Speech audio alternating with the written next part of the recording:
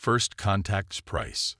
The crystalline ships of the Arathi Trade Federation emerged from hyperspace like shards of starlight, their translucent hulls refracting the golden rays of Earth's sun.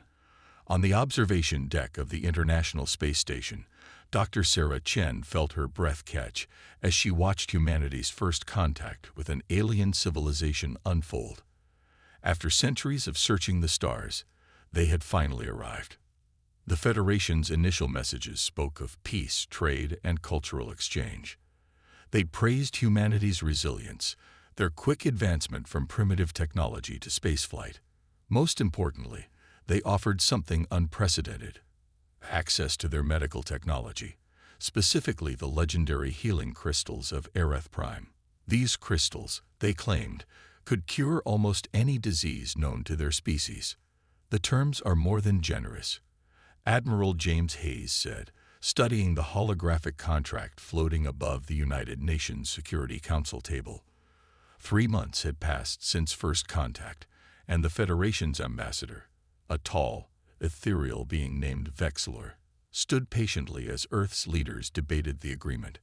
Access to their medical technology in exchange for mining rights on our outer solar system's asteroids. Sarah, now Earth's chief xenobiologist, couldn't shake her unease despite the seeming fairness of the deal.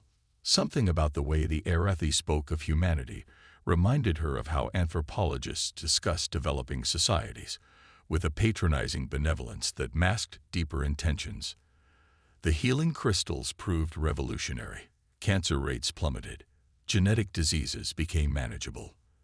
The Federation's popularity soared among Earth's population, and their ships became a common sight in Earth's orbit.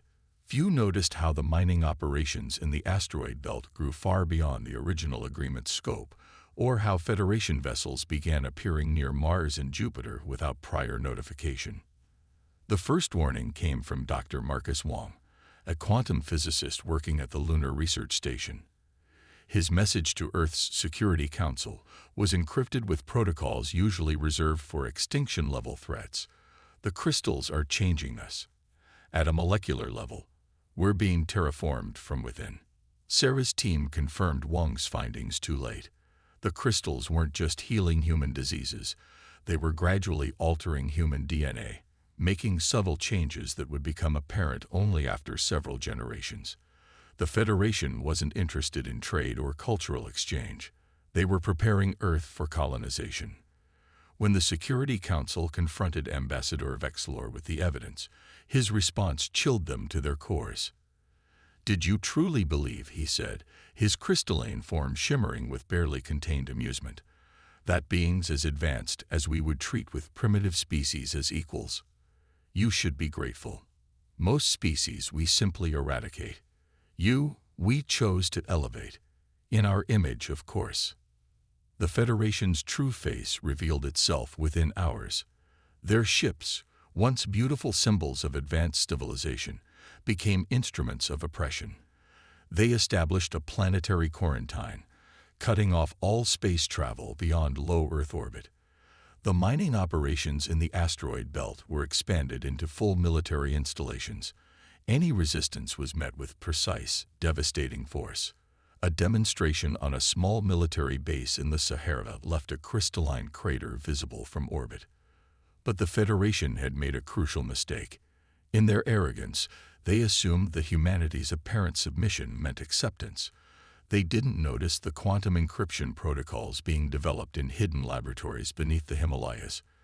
They missed the significance of increased deep-sea research activity in the Pacific.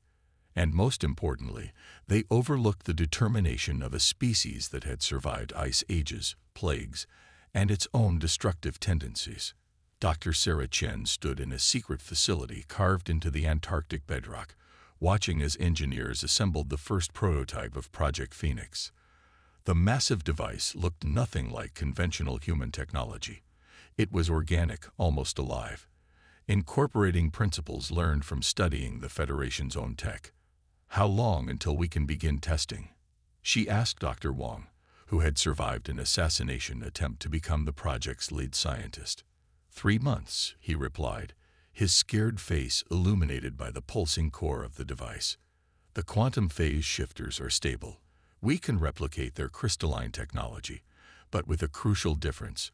Ours won't be bound by their control protocols. Admiral Hayes, now leading Earth's covert resistance, joined them at the observation window. The Federation believes they're watching a defeated species gradually transform into their servants, he said, his voice hard with determination. They don't realize they're watching a chrysalis. When we emerge, it won't be in their image. It will be in something entirely new. In orbit, the crystalline ships continued their patrol, their crews confident in their dominion over another conquered world. They didn't notice the quantum fluctuations deep beneath Earth's surface, growing stronger by the day. They didn't recognize the significance of changed weather patterns over certain regions, changes caused by massive energy signatures being masked as natural phenomena. Humanity had learned from its own history. They knew that superior technology alone didn't guarantee victory. The Federation's overconfidence would be their weakness, while the aliens believed they were overseeing the gradual transformation of Earth's population. They were actually witnessing humanity's greatest deception. In hidden facilities around the world, a new generation of ships was being built, incorporating both stolen Federation technology and unique human innovations. The healing crystals, meant to subdue humanity, were being repurposed into weapons that could target the Federation's own crystalline technology. Every act of submission was calculated, every apparent defeat carefully staged. Sarah looked at the quantum readouts from the latest Project Phoenix test. The numbers confirmed what they had theorized. The Federation's crystalline technology had a fundamental flaw, one that their arrogance had prevented them from discovering. "We're ready for Phase 2, she announced to the assembled resistance leadership. Admiral Hayes nodded, sending out a coded signal to resistance cells worldwide. "Begin Operation Sunrise," he ordered. "It's time to show the Federation why Earth was never just another primitive world to be conquered. We're not going to just resist. We're going to change the very nature of this fight." As the orders went out, Sarah thought about how the Federation's greatest mistake wasn't underestimating human technology or military capability.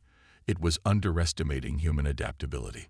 They thought they were creating a subservient species in their image. Instead, they had given humanity the tools for their own liberation.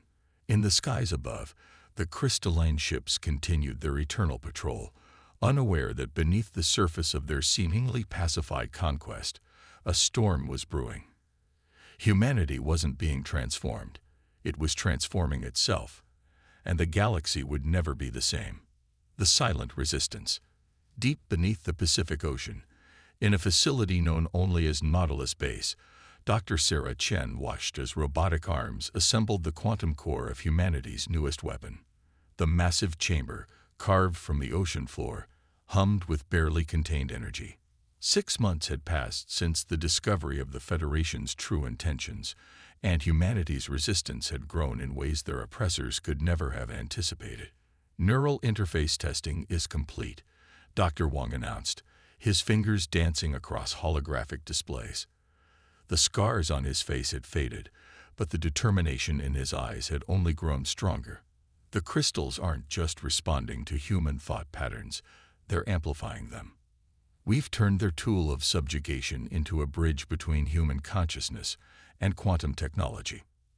The Federation's patrols above remained constant, their crystalline ships casting prismatic shadows across Earth's surface.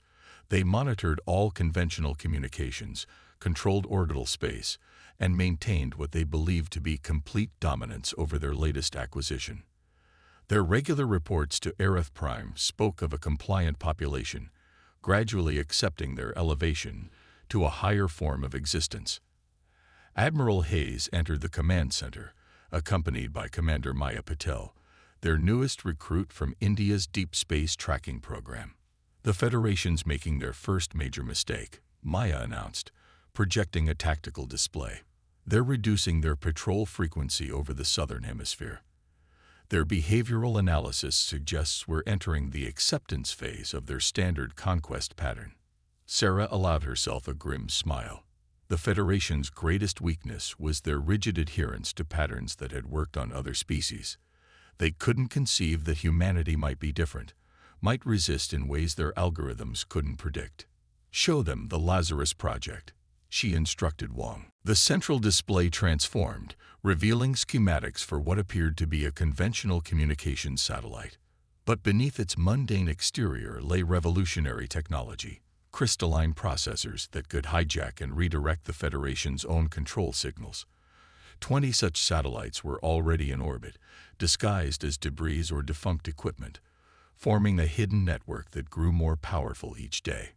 "We've cracked their basic command protocols," Wong explained, highlighting sections of alien code. "The crystals they use to change us.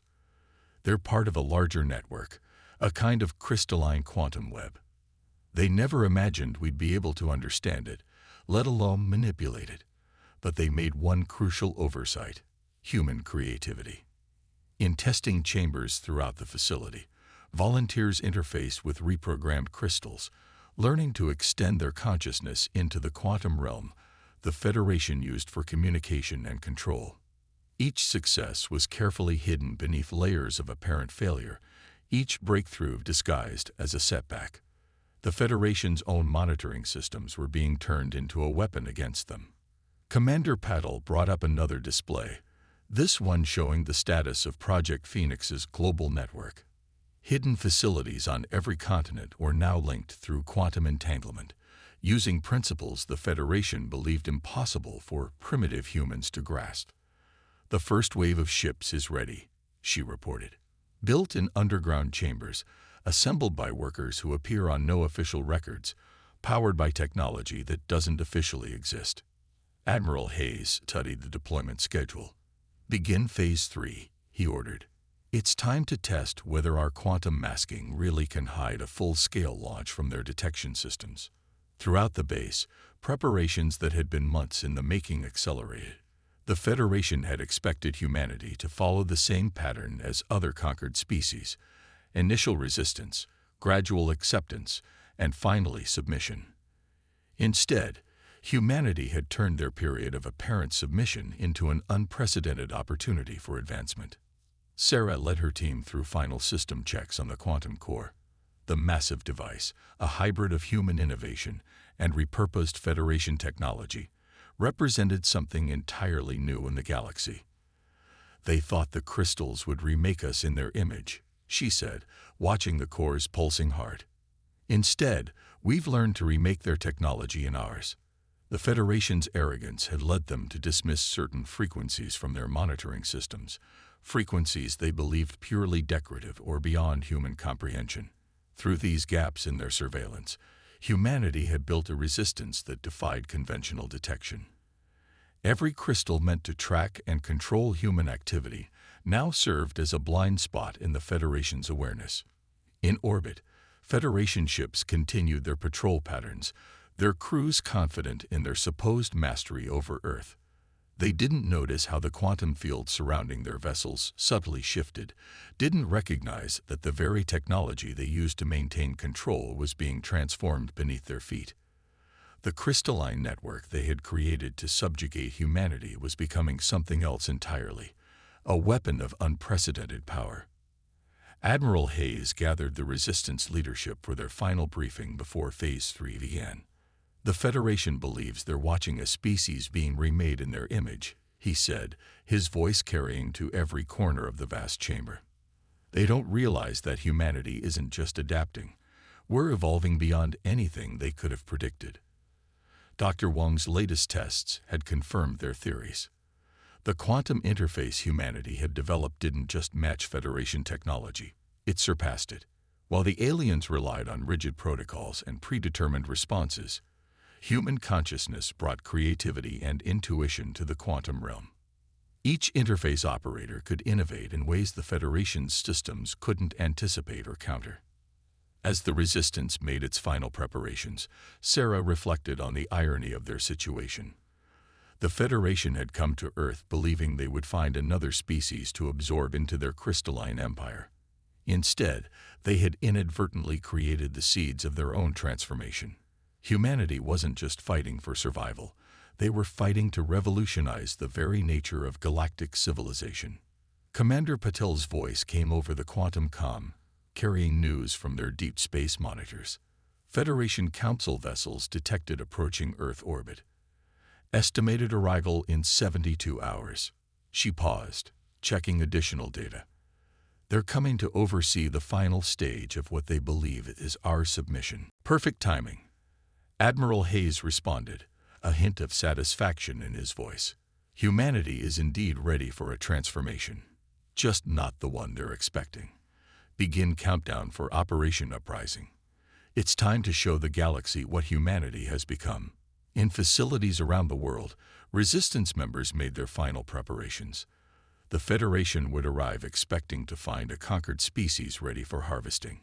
Instead, they would face humanity's greatest deception and their greatest achievement. The silent resistance was about to become a roar that would shake the foundations of galactic power. Operation Thunderstrike. The quantum core pulsed with blinding intensity as humanity's hidden fleet powered up for the first time.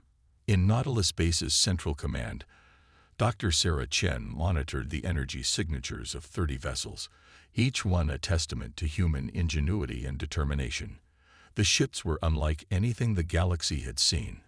Hybrid creations combining Federation crystal technology with human neural interfaces and innovations the aliens had never imagined possible. Admiral Hayes stood at the primary tactical display, his expression focused as status reports flowed in from resistance cells worldwide. All ships report ready, Commander Patel announced, her voice steady despite the tension filling the command center. Neural interface operators are synchronized. Quantum masking is holding steady. The Federation Council's arrival had proceeded exactly as expected. Their massive crystalline vessels hung in high orbit, their crews preparing for what they believed would be a routine inspection of their latest conquest.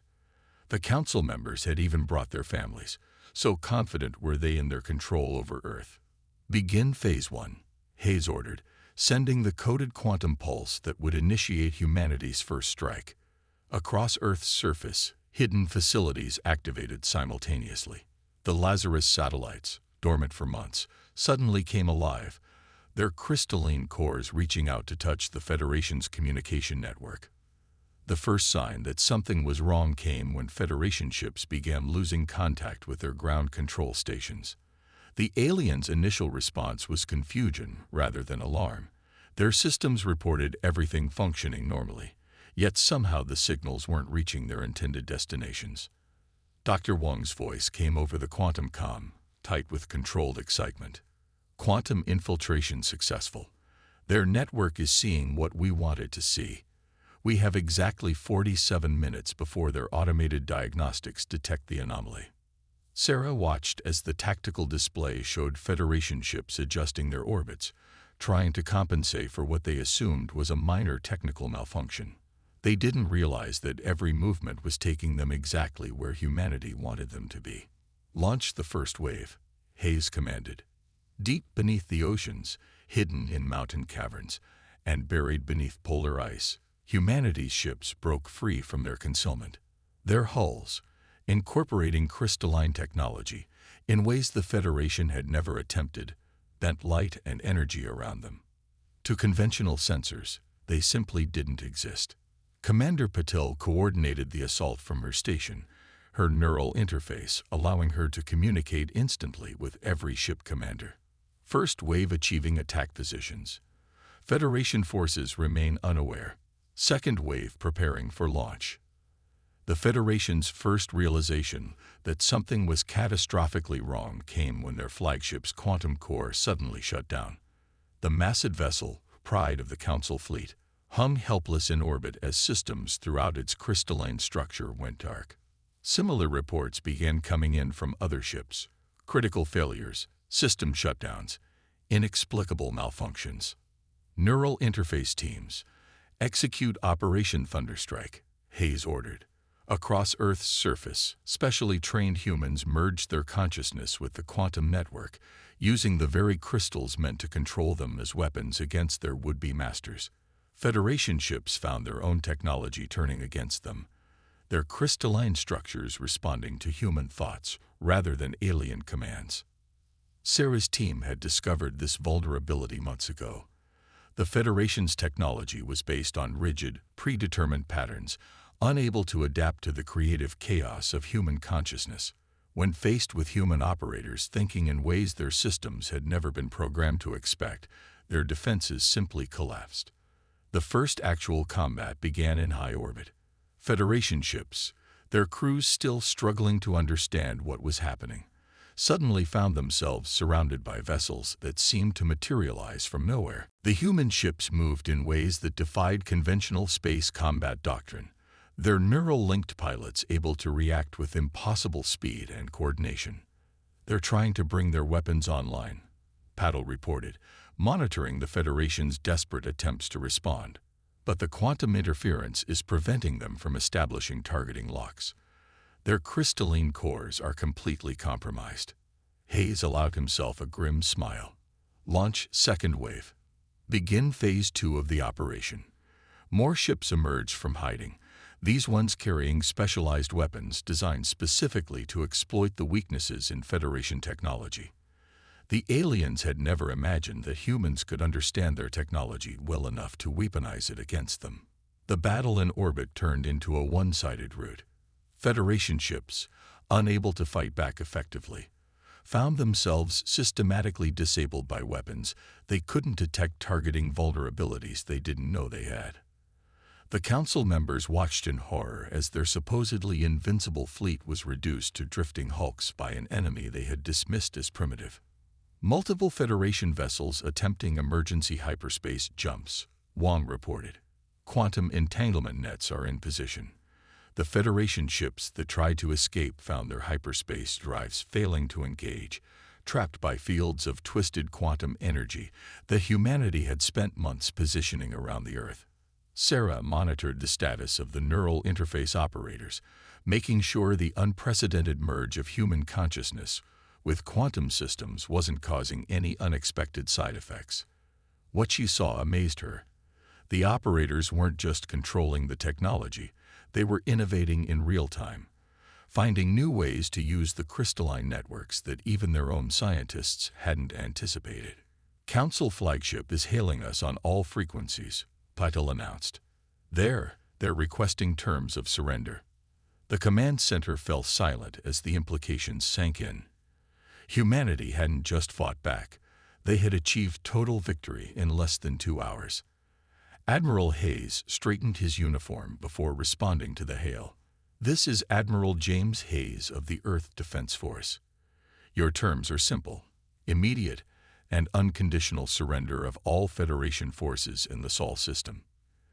Any attempt at resistance will be met with the full deployment of our quantum arsenal." The Federation Council members, watching their supposedly invincible fleet drift powerless in orbit, had no choice but to accept. They had come expecting to oversee the final submission of another conquered species.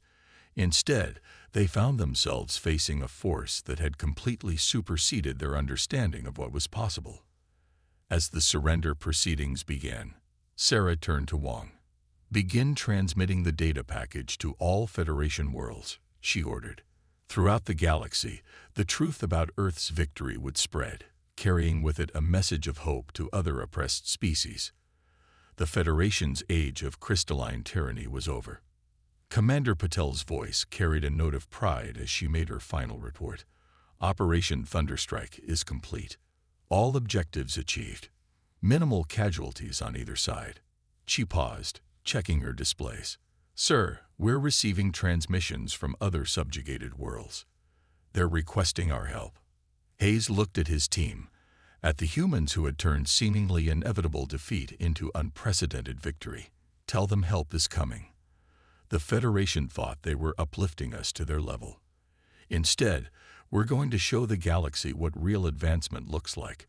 Not domination, but cooperation. Not submission, but true evolution. The crystalline ships that had once represented humanity's submission now drifted powerless above Earth, serving as a testament to what humans could achieve when pushed to their limits. The silent resistance had become a revolution, and the galaxy would never be the same. The breaking chain. The crystalline spires of Nova Centauri, once a symbol of Federation dominance, shimmered in the light of twin suns as Earth's liberation fleet emerged from quantum space. Dr. Sarah Chen stood on the bridge of the EDF Prometheus, watching as tactical displays showed Federation defense platforms powering down, disabled by human quantum interfacing technology before they could fire a single shot. 3 months had passed since Operation Thunderstrike, and humanity had not been idle. The knowledge gained from the captured council members had revealed the full extent of the Federation's empire, dozens of species subjugated through the same crystalline technology that had failed to conquer Earth. Now, humanity had come to fulfill its promise of liberation. Quantum scan complete. Commander Puddle reported from her neural interface station. Detecting significant populations of 3 different species, the Meridians appear to be the native inhabitants, with Valora and Kethan populations brought in as slave labor. Federation presence is minimal. They never expected to face a threat here. Admiral Hayes studied the tactical overview. The Federation's overconfidence had left their colonial worlds vulnerable, their defense systems standardized and predictable. "Begin broadcast of the Liberation Protocol," he ordered. "Let's show them what we've brought." Sarah's team had spent weeks preparing this moment. The quantum broadcast carried more than just a message. It carried the key to freedom. Hidden within its code was a virus that would rewrite the Federation's control crystals, turning their tools of oppression into catalysts for revolution. The response was immediate and overwhelming. Throughout the colony, crystalline control systems began to fail. Federation overseer units found themselves cut off from their network, their authority literally dissolving around them. But the real surprise came from the enslaved populations themselves. "Sir," Patel called out, excitement in her voice, "we're detecting neural interface signatures from the surface. The Meridians, they're accessing the quantum network on their own. They've been waiting for this opportunity." The tactical displays transformed as new signals appeared. The Meridians, a species whose natural crystalline biology had made them particularly vulnerable to Federation control, were revealing capabilities they had kept hidden for generations. Like humanity, they had found ways to resist that their oppressors never suspected. Dr. Wang's voice came over the quantum comm from his research station on Earth. "The Meridian biology is fascinating. They've actually incorporated the control crystals into their neural structure, but in a way that preserved their free will. They'd been playing a long game, pretending to be completely subjugated while developing their own interface capabilities." The liberation of Nova Centauri became a joint operation. Human ships provided the shield that prevented Federation reinforcement, while Meridian resistance cells emerged from hiding to coordinate the ground campaign. The Valora and Kethan, inspired by the sudden freedom from crystal control, joined the uprising with devastating effectiveness. Sarah watched in amazement as Meridian quantum signatures began synchronizing with human neural interfaces. "They're not just fighting back," she realized. "They're showing us new ways to use the technology. Their natural crystalline biology gives them insights we never could have discovered on our own." Federation forces on the surface, cut off from their command network and faced with multiple species acting in coordinated rebellion, surrendered within hours. But the real work was just beginning. As medical teams descended to help those suffering from crystal withdrawal, diplomatic channels opened between species that had only known each other as fellow slaves. "We've received similar requests for aid from 12 other systems," Commander Puddle reported, sorting through the flood of quantum communications. "Word of Earth's victory is spreading. The Federation's hold over their empire is starting to crack." Admiral Hayes called a conference with the newly emerged Meridian leadership. The aliens' crystalline forms pulsed with colors that their translators identified as expressions of hope and determination. Their speaker, who called herself Aurora, addressed the human leaders with profound respect. "For generations, we hid our true nature." Aurora's crystalline form shimmered as she spoke. "The Federation thought they had perfect control because we showed them what they expected to see. Now, with humanity showing us that direct resistance is possible, we can finally share what we have learned. The Meridians had discovered aspects of crystal technology that even the Federation had never imagined. Their natural ability to interface with crystalline structures had led them to understand quantum mechanics in ways that human scientists were only beginning to grasp. Combined with human creativity and innovation, these insights promised to revolutionize their understanding of the universe itself. "We're detecting unusual quantum signatures from the Valora settlements," Paddle interrupted, her neural interface streaming data across the tactical displays. The Valora, a species of natural engineers whose worlds had been among the first conquered by the Federation, were displaying their own hidden talents. "They've been modifying the Federation's technology in secret," Sarah realized, analyzing the data. Each enslaved species found their own way to resist. They were just waiting for someone to prove it was possible to fight back openly. As the day progressed, more discoveries emerged. The Kethin revealed sophisticated underground networks that had preserved their original culture. The Valora shared blueprints for modifications to Federation technology that they had developed in secret. Each species had maintained their identity and hope through centuries of oppression. Admiral Hayes addressed his fleet as the sun set on Nova Centauri. "What we're seeing here is more than just a military victory," he declared. "We're witnessing the birth of something unprecedented. An alliance of species united not by force or fear, but by a shared desire for freedom and knowledge." The Liberation Fleet expanded as ships of various designs joined the human vessels. Meridian crystalline cruisers, their organic technology complementing Earth's hybrid designs. Valora engineering vessels, incorporating centuries of hidden innovations. Even the captured Federation ships were being transformed, their rigid crystals reformed into more flexible, creative configurations. Sarah found herself working alongside scientists from multiple species, each bringing unique perspectives to their shared challenges. The Federation had sought to impose uniformity across the galaxy. Instead, they had created the conditions for an explosion of diversity and innovation that would transform civilization itself. Next target identified. Commander Patel announced as the fleet prepared to depart. The Arcturus Nexus, one of the Federation's major control nodes. "Our new allies have provided intelligence that makes it vulnerable to a combined assault." As the ships of the multi-species armada moved into formation, Sarah reflected on how far they had come. Earth had not only broken free from Federation control, they had sparked a revolution that was spreading across the galaxy. The chain of crystalline oppression was breaking, link by link, revealing something far more powerful in its place: genuine cooperation between free peoples. The fleet jumped to quantum space, leaving behind a liberated world where multiple species were already working together to build something new from the ruins of Federation control. They carried with them not just weapons and technology, but hope, the most powerful force in the universe, and the one thing the Federation had never learned to control: dawn of unity. Aerith Prime hung in space like a massive crystal, its surface a network of geometric patterns visible from orbit. The Federation's capital world, once thought impregnable, now faced the largest fleet ever assembled in galactic history. Ships of every liberated species gathered around Earth's vessels, their diverse designs forming a striking contrast to the rigid uniformity of Federation architecture below. Dr. Sarah Chen stood at her station aboard the EDF Prometheus, monitoring the quantum signatures emanating from the planet's surface. After 6 months of systematic liberation campaigns, the Federation had retreated to their homeworld, gathering their remaining forces for a final stand. But the alliance they faced now was unlike anything they could have prepared for. Meridian quantum arrays in position.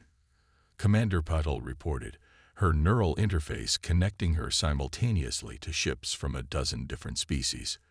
Valora siege platforms reporting ready. Kethin stealth squadrons have penetrated the outer defense grid. Admiral Hayes surveyed the tactical display, where hundreds of ships moved in perfect coordination despite their radically different designs and technologies. The Federation believed uniformity was strength, he observed. They never understood that true power comes from diversity, from finding ways to work together while celebrating our differences. The Federation's response to the Alliance's arrival was predictable. Massive crystalline defense platforms powered up, their energy signatures following patterns that Sarah's team had long since learned to counter. But beneath the expected defenses, they detected something else. New quantum signatures detected. Dr. Wang's voice came through the command network. They're different from anything we've seen before. The Federation's attempting to adapt their technology, trying to match our flexibility. Sarah studied the readings. Too late, she concluded. They're trying to copy our innovations without understanding the principles behind them. Their rigid thinking is still limiting what they can imagine is possible. The battle began with a display of coordination that would have been impossible months ago. Meridian crystalline ships phased through Federation defenses, their natural affinity for quantum fields allowing them to bypass shields that would have stopped conventional attacks. Valora engineering vessels deployed countermeasures that turned the Federation's own defense grid against them. Kethan infiltration teams, their technology built for subtlety and precision, targeted key command nodes. They're launching their capital ships. Patil announced as massive Federation vessels rose from the surface. These were their ultimate weapons, planet-sized crystalline constructs that had kept their empire in power for centuries. Under normal circumstances, a single one could devastate an entire fleet. But these were not normal circumstances. As the Federation vessels approached, they faced something unprecedented, a defense that adapted and evolved in real time. Human neural interface operators worked in perfect synchronization with Meridian quantum manipulators, their combined consciousness creating patterns too complex and creative for the Federation's rigid systems to counter. All ships, execute Protocol Unity, Hayes commanded. The Alliance fleet moved as one, each species contributing their unique strengths to a strategy that was greater than the sum of its parts. Federation ships found their crystalline cores influenced by Meridian quantum fields, their command systems disrupted by human neural interference, their structural integrity compromised by Valora engineering attacks. The Federation's response was chaos. Their carefully ordered battle plans fell apart in the face of an enemy that refused to follow conventional rules of engagement. Ships designed to fight in rigid formations found themselves outmaneuvered by vessels that seemed to ignore the laws of physics. Weapons tuned to counter specific threats proved useless against technology that transformed its very nature during battle. They're trying to activate their planetary defense core, Sarah reported, detecting massive energy buildups beneath the surface. If they succeed, they could crystallize the entire solar system. The Federation's final weapon represented everything wrong with their philosophy, an attempt to impose absolute order through overwhelming force. But the Alliance was ready for this too. As the planetary core began to power up, Kethan infiltrators who had spent weeks hiding beneath the surface revealed themselves. Advanced Federation technology, stolen and refined through centuries of hidden resistance, allowed them to disrupt the core's activation sequences. At the same time, Meridian ships initiated a maneuver that would have been impossible for any single species to accomplish. Their crystalline vessels linked together, forming a massive quantum lens that focused the combined energy of the Alliance fleet. Human neural operators guided this power with unprecedented precision, while Valora engineers maintained the delicate balance required to prevent catastrophic overload. The Federation's crystalline defenses, designed to be impervious to conventional attacks, proved vulnerable to this synthesis of multiple technologies and approaches. Layer by layer, their supposedly perfect order began to crack. "We're receiving surrender signals from multiple Federation command centers," Patil reported. "Their leadership structure is collapsing. The rigid hierarchy they relied on is falling apart without direct control from the top." The final moments of the battle proved anticlimactic. The Federation, unable to comprehend or counter an enemy that operated outside their understanding of what was possible, found their carefully constructed empire crumbling. Their remaining ships, seeing the outcome was inevitable, began powering down their weapons. quantum scans detecting massive population centers beneath the surface, Sarah announced. Not just Federation citizens. There are members of at least 20 different species down there. This wasn't just their capital. It was a prison for anyone who showed too much independence. As Alliance ships began landing operations to secure the surface, the true scope of Federation control became clear. Beneath the crystalline exterior lay evidence of centuries of oppression and of resistance. Every species they had conquered had found ways to maintain their identity, to preserve their unique perspectives and knowledge. Admiral Hayes addressed the combined fleet as the last Federation stronghold surrendered. Today marks not just a military victory, but the dawn of a new age. The Federation sought to impose order through uniformity. We've proven that true strength comes from diversity, from finding ways to work together while remaining true to ourselves. The aftermath of the battle brought even more discoveries. Federation archives revealed technologies they had suppressed, innovations they had hidden out of fear that they would disrupt their perfect order. Each liberated species found pieces of their lost heritage, knowledge that could now be combined with new understanding to create something greater than ever before. Sarah found herself working with a team of scientists from dozens of species, each bringing unique insights to their shared challenges. The rigid crystalline technology that had been used to oppress them was being transformed, becoming a bridge between different forms of consciousness and understanding. The Federation's greatest mistake, she realized, wasn't their technological choices or their military strategy. It was their failure to understand that the universe naturally tends toward diversity, toward creativity and change. They fought against the very nature of existence itself. As the Alliance fleet prepared to depart Aerith Prime, leaving behind teams to help transition the planet to a new form of governance, Commander Patel received an unexpected message. "Sir," she called to Hayes, "we're detecting quantum signals from unexplored regions of space. Other species, watching what we've accomplished here. They're requesting contact." The message was clear.